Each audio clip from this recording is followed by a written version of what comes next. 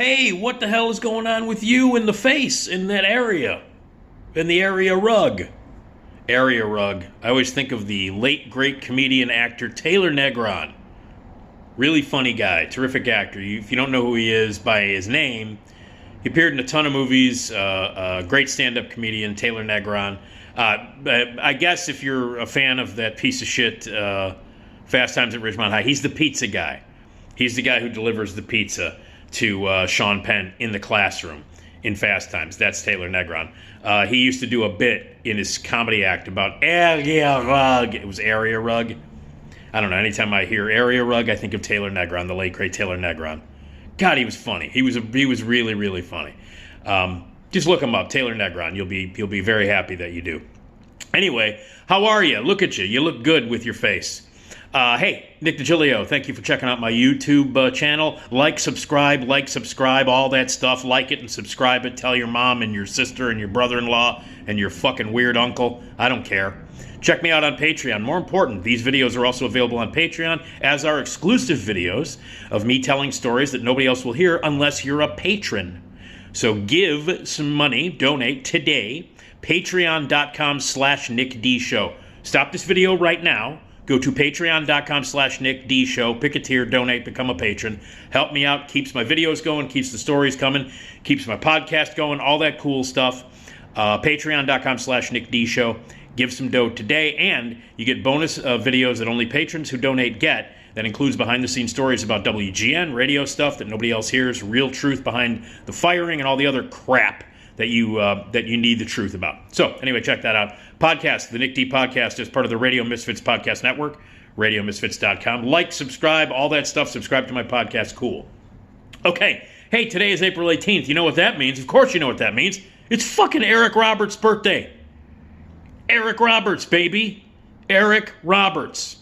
66 years old today. I love Eric Roberts.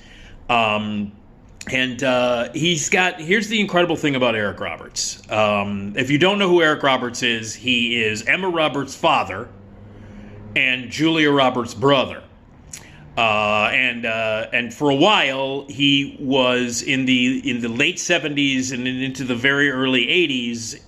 Right around that time, he was considered going to be the hottest star in the world. He was the next Brando. He was the next James Dean. For a while, he was considered one of the best actors on the planet, and was going to be this dominating, incredible actor who would win awards after awards after awards and Oscars and all kinds of stuff. He would be a handsome leading man and all that stuff, but his career kind of went into the toilet.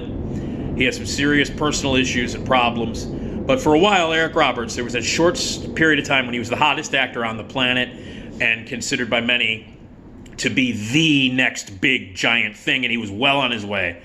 Accidents and horrible things in personal life, substance abuse, drugs, really kind of ended that. But I still think Eric Roberts is a fucking fantastic actor.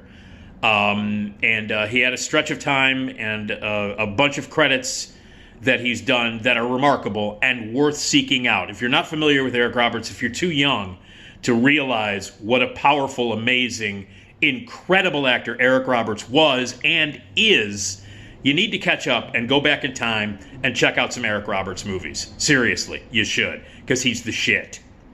If you look him up on IMDb, on your little internet movie database, which everybody does if you want to look up, an actor, actress, director, whatever. Anybody in a movie, you look up IMDb, that's the source to go to. They have listed under his name, he has 664 credits. Yes, 664 credits. And if you look through, 70 of them have not been released yet. 70. 70 of these movies have not been released yet. Yes, he has 664 credits. So he's not working because the guy fucking works. He says yes to everything. Most of it, 95% of it is straight to video, VOD stuff. He does shorts, he'll do foreign movies, he'll do cameos and stuff. The guy says yes to everything. He's constantly working. And you know what? God bless him. because he deserves to be in 664 movies, including TV. 664 credits on his IBM page, IBDM page, IMDb page. I'll get it right. So anyway, the guy works constantly. He's constantly working, and good for him. Guy's been married a few times. He's had some kids and stuff, and I'm sure he's got alimony payments and stuff that he has to pay. So, but God bless him. He continues to work, and he straightened out his life. He went through a period of time when he was substance abuse, drugs, alcohol, everything that you can think of, cocaine, all of that stuff. He fully admits it. He had a terrible time, abusive relationships. He was a bad dude for a while. Went through a dark, dark, black period. But he's back, and he has been back for many years. Appears on TV shows, guest here, guest there. Great talk show guest. Fantastic stories, millions of them. And he works all the time. And people hire him, and he's professional. He'll do anything. And fucking God bless him. I love Eric Roberts' happy 66th birthday. When Eric Roberts busted onto the scene, he made a movie called King of the Gypsies, which was a film that came out in 1978. And they pushed him. They really pushed this guy. He was the next James Dean. They were selling him. It was the late 70s, so he was like hot as hell. So he was like, pictures were taken of him at Studio 54. The movie starred Sterling Hayden. Brooke Shields was in it. Susan Sarandon. It's a good movie, sort of like Judd Hirsch at the height of his taxi career. And it was kind of a gypsy version of, kind of like they wanted it to be like The Godfather, this epic retelling of a story in a gypsy family about this young kid who was going to be king of the gypsies. The poster featured him shirtless, holding a medallion, very sexy picture of Eric Roberts. And he was being groomed to be the next big sex symbol, leading man, 70s fucking hot, Travolta. He was going to take over for Travolta. They were pushing him in that route because at that time Travolta was the biggest thing on the planet because he had made, Saturday Night Fever and Grease, and it was around that time period when they needed a new hot stud leading man, 70s fucking icon. New James Dean, new rebel. That's what Eric Roberts was going to be. King of the Gypsies did that for him. He got a ton of press, made a ton of money, was in the spotlight everywhere, nightlife, chicks, all kinds of stuff, all over the place.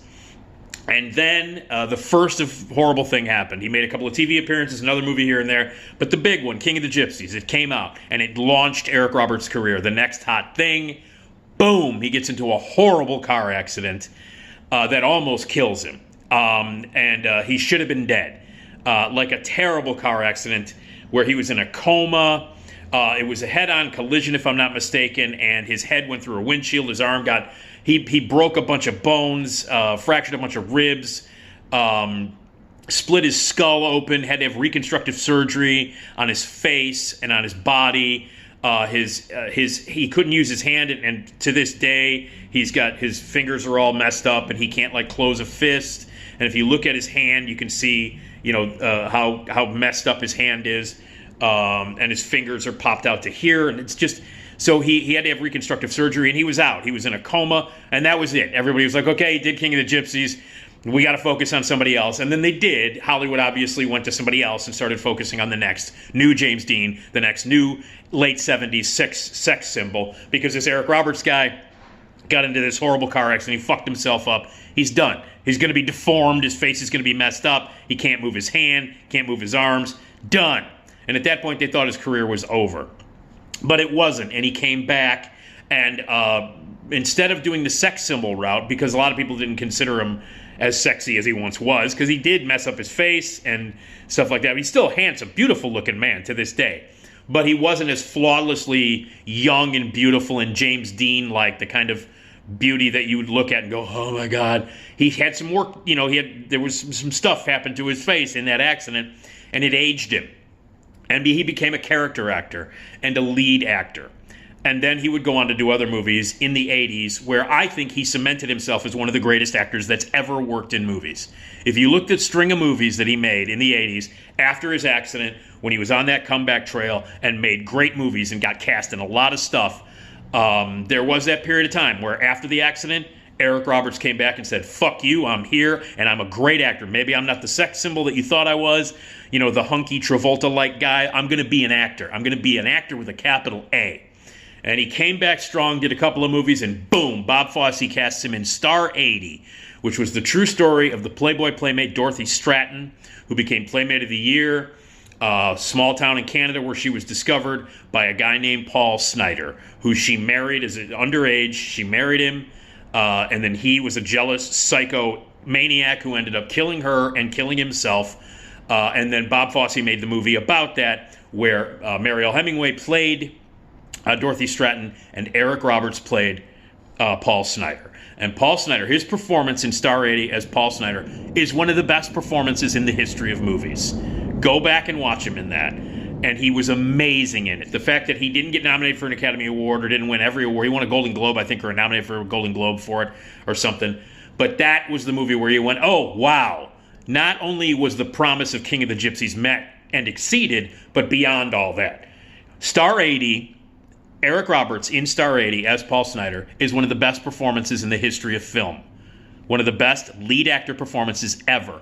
Ballsy, insane, intense, thorough. He became this method actor, character method actor, known for getting deep into his characters, doing that method thing before a lot of people were doing it. And the result, Star 80, his performance in Star 80, I think it gone down in history as one of the best performances of all time.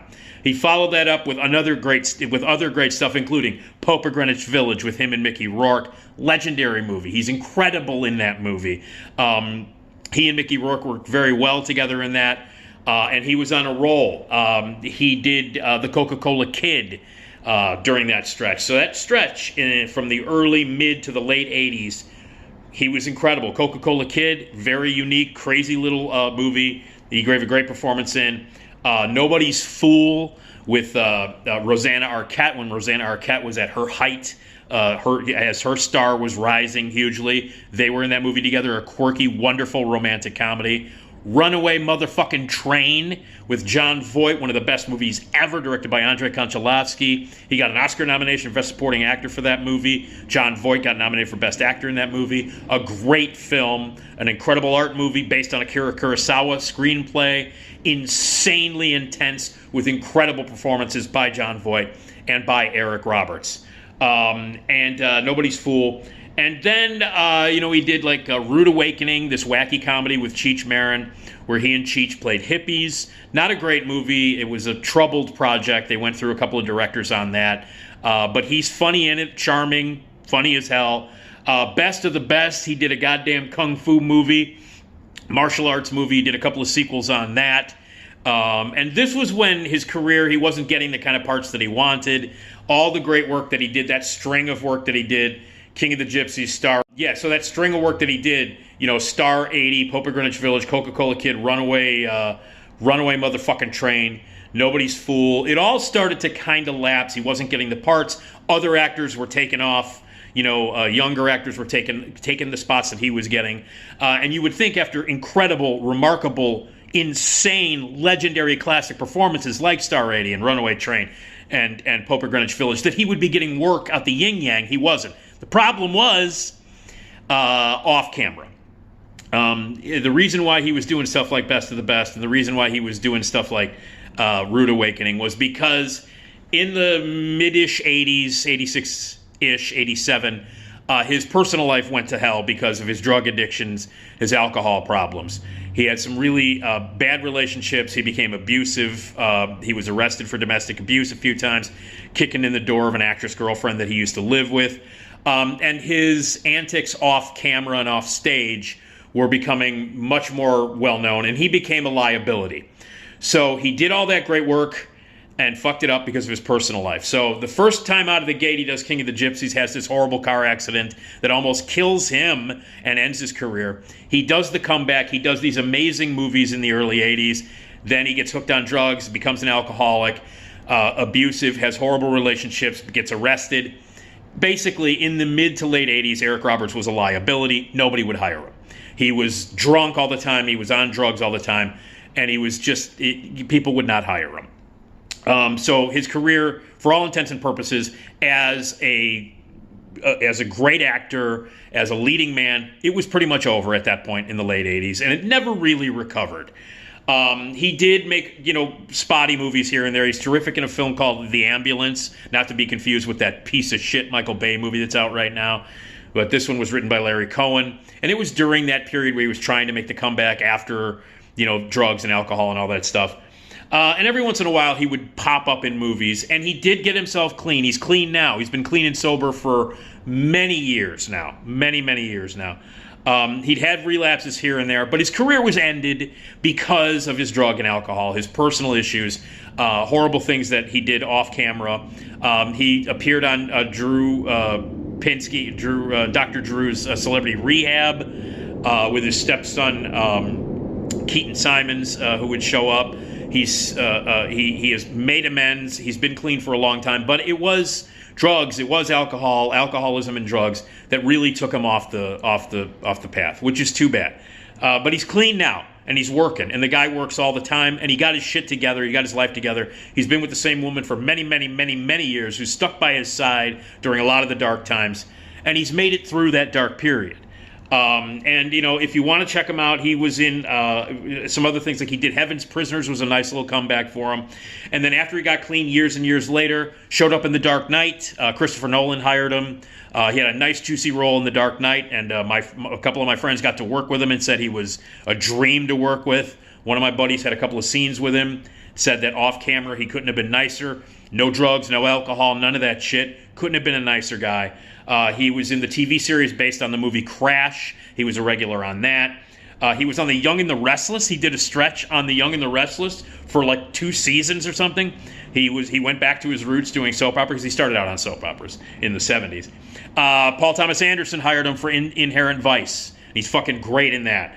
And then just recently, Danny McBride, who I hate, hired him for Righteous Gemstones. And I hate Danny McBride, but I went back to watch it just because of Eric Roberts, and he's fucking great in it. It's a great role. And I think that Eric Roberts deserves a renaissance. I think he needs to be discovered.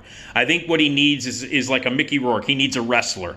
He worked with Mickey Rourke in Pope of Greenwich Village, but he needs a movie like The Wrestler. But I mean, again, Mickey Rourke screwed up that comeback. But somebody needs to give Eric Roberts right now, some major director, like a guy like Quentin Tarantino, brings Robert Forster out of nowhere, basically, after years, and gives him Jackie Brown. John Travolta, he basically revitalized John Travolta's career with Pulp Fiction. A guy like Quentin Tarantino, Paul Thomas Anderson gave him a great role in Inherent Vice, but somebody like that needs to give him a lead, needs to give him a big, fat, juicy lead role in a movie right now. Now, the guy's working. Like I said, he's got 664 credits. The guy's got 70 movies that are in the can or being made now. So he's not lack of working. He works all the time, and he's professional. He shows up. His reputation now is shining. It's stellar. All the shit that he did in the 80s where he was drunk and abusive and horrible and would show up on set drunk, nobody would hire him for years and years and years and years and years. Now he's cleaned all that up. He needs a big role. He's working. Yes, you can see him in straight-to-video stuff. You can see him doing supporting stuff. He shows up in music videos and all kinds of stuff like that. But he needs a big, fat fucking role. He needs a big, fat comeback that gets him attention. That, like a big 2.5-hour epic where he's the lead. Eric Roberts needs that. He needs that, and he deserves it. Couple of quick Eric Roberts stories. Like I said, I know people who worked with him on The Dark Knight. My friend Mike, who's in the courtroom scene, he's in a courtroom scene in The Dark Knight, got to work with Eric Roberts, and Eric Roberts is one of his big idols, as he should be. Any actor coming up, you look back at the stuff from the 70s and through the 80s, you watch Eric Roberts and you go, oh yeah, this is one of the greatest actors that's ever lived. And of course, if you're an actor, you need to look back at Eric Roberts and go, this guy's an idol, this guy is somebody that should be worshipped. Yeah, and he should be. So he got to work. My friend has great stories about it. Another friend of mine worked with him on a movie. It was Dark Knight, and they were all going to go out to dinner one night here in Chicago. They were filming in Chicago here. And so like 3 or 4 people were going to go out to dinner, and they went, and I can't remember what the restaurant was, but it was a pretty hot restaurant. It could have been The Girl and the Goat, maybe? Not sure. Maybe. But it was like a hot restaurant. And some people who were working on The Dark Knight, a couple of crew people, a couple of other actors, and Eric Roberts were all going to go out to eat. They went in, there was like a 2-hour wait. And so there was a 2-hour wait. They were like, sorry, 2-hour wait, if you want to sit at the bar, maybe we'll get you a table in a couple hours. But it was like the hot restaurant. And so Eric Roberts is like, let me see what I can do. And he walked up to the maitre d', couple of friends of mine who were there also witnessed this. He walks up to the maitre d' and he goes, "Excuse me, I understand that there's a 2-hour wait." And they're like, "Yes, sir, there is a 2-hour wait." And he's like, "Do you know who I am?" And she looks at him. She's like, "No, I don't know who you are." And he goes, "Do you have any idea who my sister is?" And that's exactly what he said, because, of course, his sister is Julia Roberts. So he goes, "Do you have any idea who my sister is?" And I guess that's a line that he would use as a joke, but it got him the table. They got the table, but he would use it as a joke. And he would do that. He would, like on talk shows, he's like, "Yes, yes, yes. I am the brother." He's not Eric Roberts. He's the brother of Julia Roberts. And it was funny because at the beginning of her career, Julia Roberts' career, he did a movie called Blood Red with her, got her the job. And so basically he got her into movies. He's the one that got her started. And she was known as Eric Roberts' little sister. Oh, isn't she cute? There's that little Julia Roberts. She's Eric Roberts' little sister. And then, she usurped everything and became that fucking horrendous, despicable, horrible, offensive Pretty Woman, that pro-prostitution, materialistic piece of shit Pretty Woman, made her a huge megastar. And then, she became the star, and he became Eric Roberts, the troubled brother of Julia Roberts. And then, Emma Roberts, his daughter, comes along, and Eric Roberts, again, is now known as, he's not known as Eric Roberts, he's Emma Roberts' dad, and he was Julia Roberts' brother. So, which I think is unfair. But I have a quick personal story that involves Eric Roberts. A friend of mine and I went to New York. This is an old buddy of mine. We went to New York a few times to just hang out in New York. He had friends there, so we had a free place to stay. And we would see a bunch of plays while we were there and have some drinks and come back. And it was like these New York, and I would go to see Suzanne Vega. That's just me. I would travel to New York to see Suzanne Vega, stay with these guys. Anytime Suzanne Vega was in town, I would pay money to go see her. Blah, blah, blah. But a couple of times we went. One time we went to go see Burn This, which was Lanford Wilson's play. And we saw it on Broadway, which was originated in Chicago and brought out to Broadway. And John Malkovich played the lead. He played Pale. And Joan Allen was the female lead. So it was Joan Allen and John Malkovich, one of the hottest tickets on Broadway. So we went to go see it when it opened. So when it originally opened, the cast was John Malkovich and Joan Allen in Burn This. So my buddy Patrick and I went, saw the play, loved it. Malkovich was amazing in it. So was Joan Allen. Had a great time. 6 months later, we look, and on Broadway, if a play runs for a long time, the cast gets changed out. You get new cast members. If they want to keep the play running for a year or a couple of years, they will bring in usually celebrities to keep it running. So that part of Pale would be, they would bring in, like movie stars to play it. So Scott Glenn came in and played Burn This after Malkovich left to move on to other things. Malkovich started a movie career at that time. So he left, and like Scott Glenn came in, and then Eric Roberts came in to play it.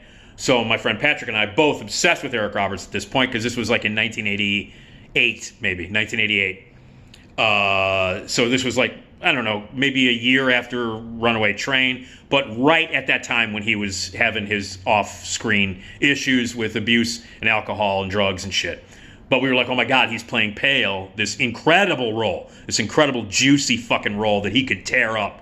We're going to go see it. So we get tickets, we go to New York, and we're going to see Burn This. And we met a couple of girls, and we were going to meet these girls at a bar before the play, have some food at this place, and then walk over and see Burn This. So we're standing in front of the theater, waiting to meet these girls. We said we'd meet them in front of the theater. We're standing in front of the theater, and this is about 2 hours before curtain.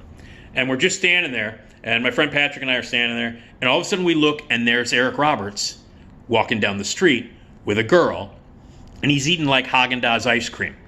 So he's walking down the street, and he's kind of staggering a little bit down the street. And this is 2 hours before curtain, 2 hours before his lead performance in Burn This on Broadway. And he's kind of staggering down the street.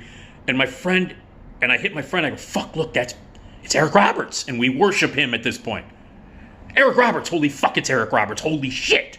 And we're like, and he keeps walking towards us, because we're standing right in front of the theater, right by the stage door of the theater in which he's going to perform Burn This. And so my friend, who was a lot more, didn't give a shit, would say anything to anybody at any time. Didn't care. I'm not one of these people. I'm not going to bother anybody. If I see, like, a celebrity or something, I'm not going to bother him, whatever.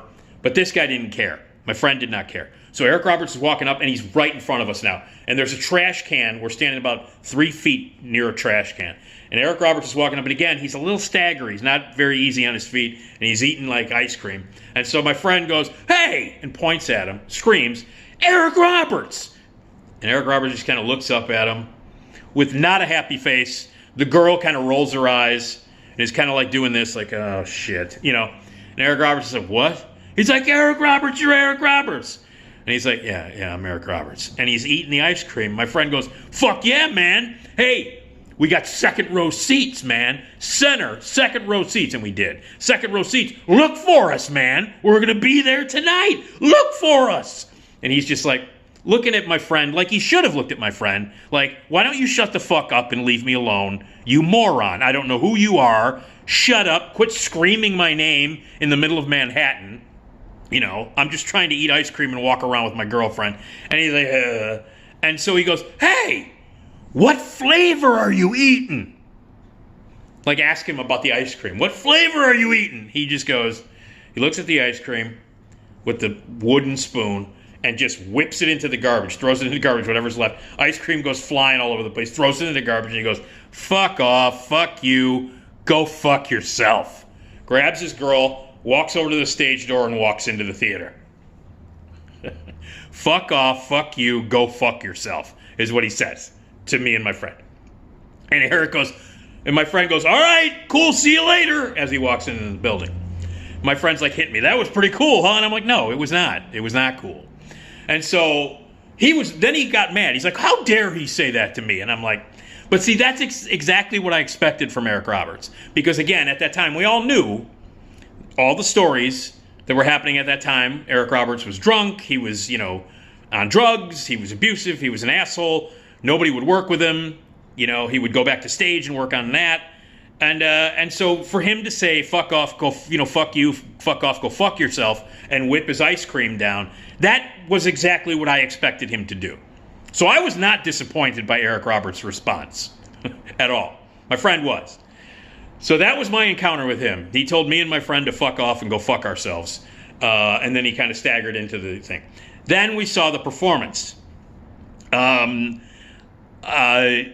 was not good. He went up on some lines. We had seen the play a couple of months earlier, right before Malkovich had left. And so we knew the material. I, in fact, bought the play. He fucked up monologues. He skipped things here and there. He jumped all over the place. Joan Allen was still in the play at that time, and she during that performance was saving his ass, basically saving him, because he would fuck up lines and go up and forget monologues and jump over all over the place. So the rest of the cast who had been in the play for a while, they were basically saving him, and it wasn't a very good performance. Fun to see him on stage. He did have a lot of energy. The first entrance of this character, this pale character, if you know Burn This at all, his first entrance is sort of legendary. It's one of those big, crazy, boom, I'm an actor, look at me, I just walked out on stage. It's one of those insane entrances, one of those insane first entrances that you can only pray to get as an actor. And it is one of the greatest entrances in theater history. This character of Pale, his entrance in Burn This is, wow, look, here's the lead act. Malkovich fucking milked it for all it was worth. Because Malkovich is a goddamn canned ham, at heart. And this is like one of the greatest, biggest entrances an actor can make in a play. And he did it. And Eric did it too. He fucking busted the door. He made this big entrance. But then he was a little, So it was not a great performance. We were disappointed by it because he was a little, but he told us to fuck off, which was great. But then he got his shit together again. And his shit is together now. If you've seen him in The Righteous Gemstones, he did a magnificent job in that. Somebody give him a job. Somebody give him a lead, a massive lead in a movie that gets him a Best Actor nomination. Because Eric Roberts was, and still is one of the greatest actors that's ever lived. That stretch of movies, from King of the Gypsies, Star 80, Pope of Greenwich Village, Coca-Cola Kid, Runaway Train, Nobody's Fool, Rude Awakening, and then his comeback with The Dark Knight, the Crash TV series, Righteous Gemstones, Inherent Vice. The guy deserves better work. But happy birthday. He's 66. He's got his shit together. He is sober. He is straight. He has been for many, many, many, many, many years. And he's still insanely gifted and talented and deserves more work. So happy 66th birthday to Eric Roberts, one of the greatest actors of all time. And again, Star 80. One of the best performances I've ever seen in my life. One of the greatest performances by an actor ever. Star 80, to add to the many movies that he did. Great stuff. Roller coaster of a life that he's lived. God bless him. 664 credits. Happy birthday, Eric Roberts. You rule.